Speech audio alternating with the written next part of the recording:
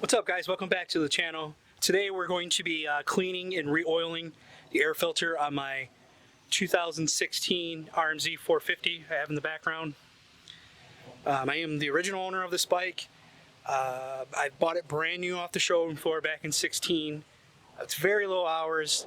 Total probably has about 50 hours on the whole entire bike. I don't get to ride as much as I'd like to since I got involved with side-by-sides. The bike is fairly stock. The only thing I've changed on it so far are the handlebars. I had a set of fatty bars on it from the factory. I changed it to a set of pro tapers that have a different width and different rise and different bend than the factory bars. Unfortunately, I don't remember which bar it is off the top of my head. However, once I find out, I will link it in the description below. And I also have a Promoto spark arrestor. Since I ride a lot of the national forests and state forests in northern Michigan, we're required to have a spark arrestor on all motor vehicles. And other than that, the bike is pretty much stock. I haven't done too much to it. Like I said, it has roughly 50 hours or less on it. I have to check the hour meter. I don't get to ride it a ton. Actually, I didn't get to ride it at all last year in 2018. But this year it's gonna be a little bit different. I plan on taking it to the dunes sometime this summer. I'm located in Michigan, so Silver Lake Sand Dunes, it's pretty local to me. It's less than 3-hour drive. And that's what I have planned for it. But right now we're gonna wash it up and then start working on the air filter. We're gonna pull the filter off the bike and degrease it and then re-grease it with air filter oil. As far as the procedure goes, it should be the same pretty much on all bikes as far as cleaning the filter goes, but removing it from the bike, you're going to want to consult your owner's manual for your make and model.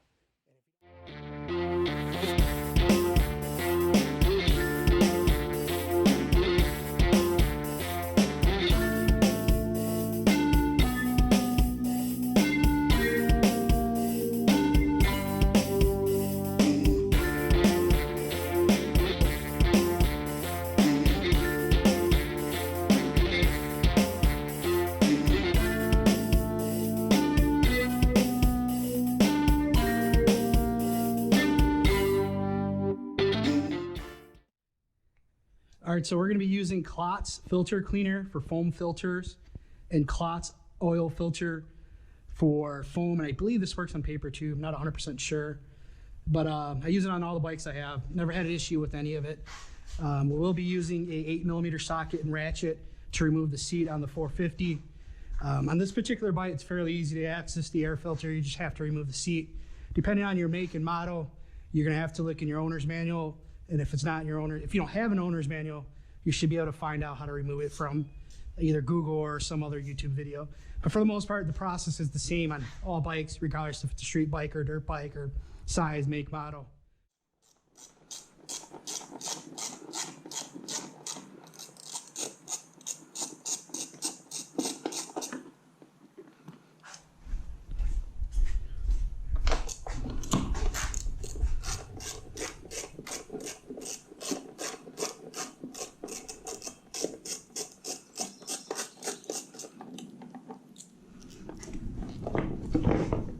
So that's it. That's how you remove the seat. There's a wing nut down here to remove the air filter. Like I said, this bike has fairly low hours on it.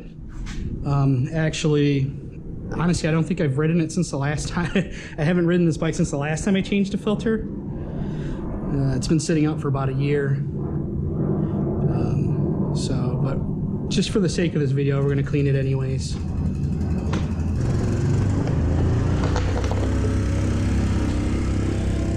So that's it. So this filter's pretty clean.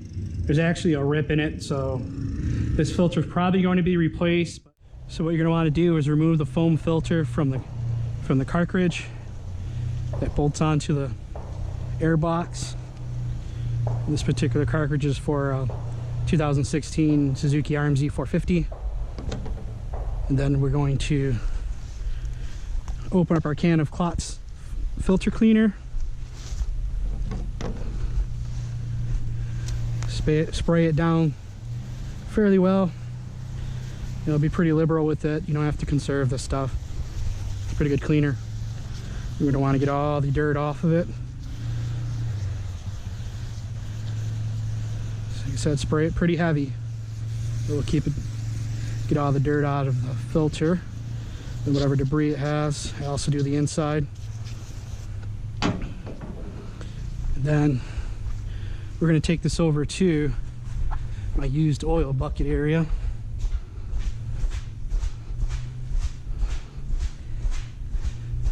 Excuse the mess in the garage.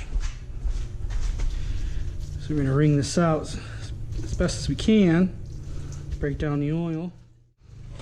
Once you wrung out the filter, we're going to want to spray it with water just to get the whatever remnants we have left of the cleaner and oil and debris and residue from the filter.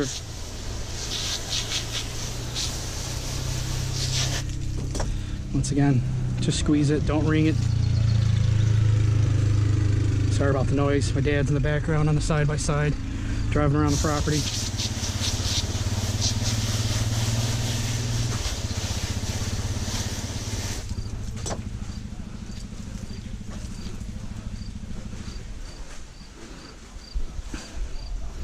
Hit it one more time.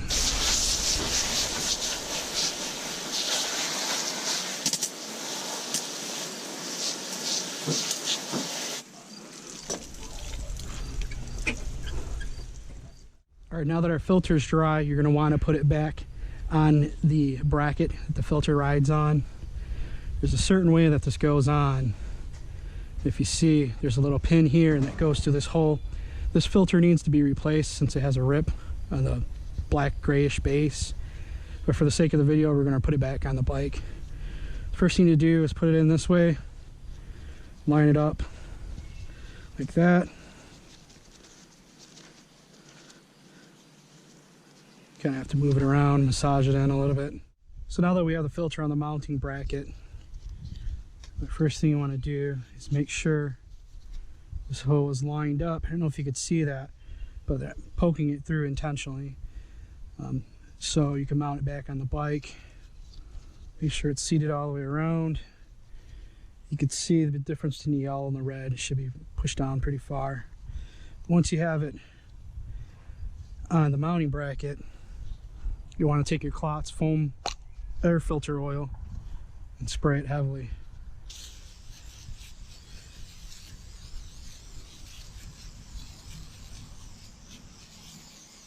So don't be shy with this, spray it on very liberally. You literally want to cover the whole filter and work it in. Some guys do this with it off the bracket. I do it on the bracket. It's up to you. There's really no right or wrong way to apply the oil. Just massage it in.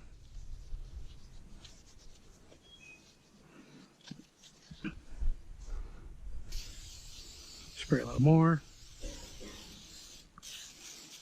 More the merry.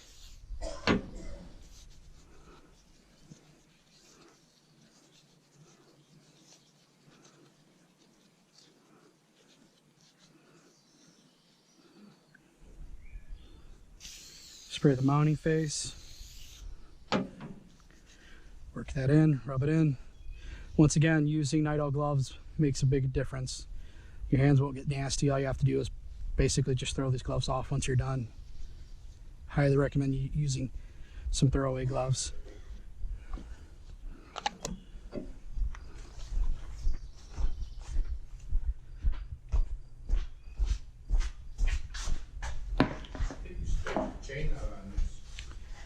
No, the chain needs to be readjusted.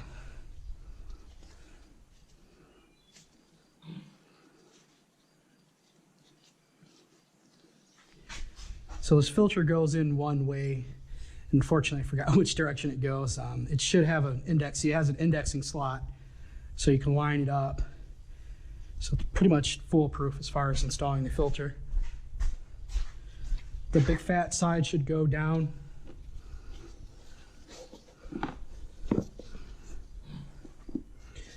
Basically like that. You want to work it around the base of the air filter box.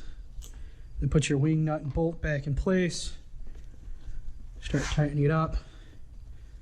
You don't want to over tighten it because you end up tweaking the base of the air filter bracket, and that's not what we want to do. We want to have a good seal on the air box. Fighting the threads right now. It doesn't want to thread in, but there we go. Nope.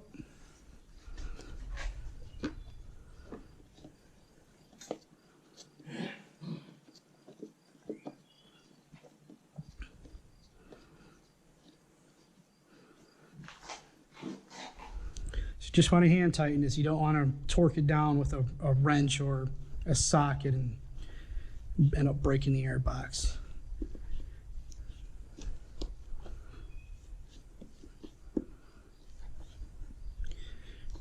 Then what you want to do is check the seal against the filter in the air box. Make sure you can't get your hand around it. You don't want the filter to leak around the base because that would be bad things, and you don't want to destroy your bike and have to rebuild it because that's never fun.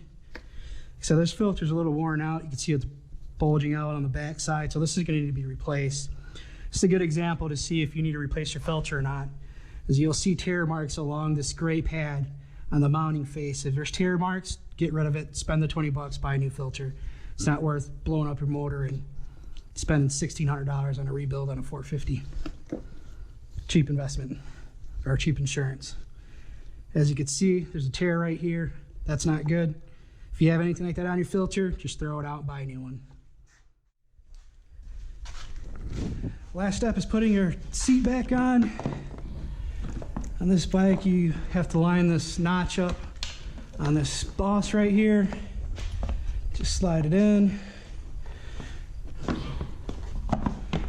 Have to work it around a little bit, get the plastics to line up. You're gonna want to hand thread these 8mm bolts back in. Like I said, the sub-assembly is made out of aluminum. You don't want to strip that out or cross thread it, so just put it in by hand, take your time.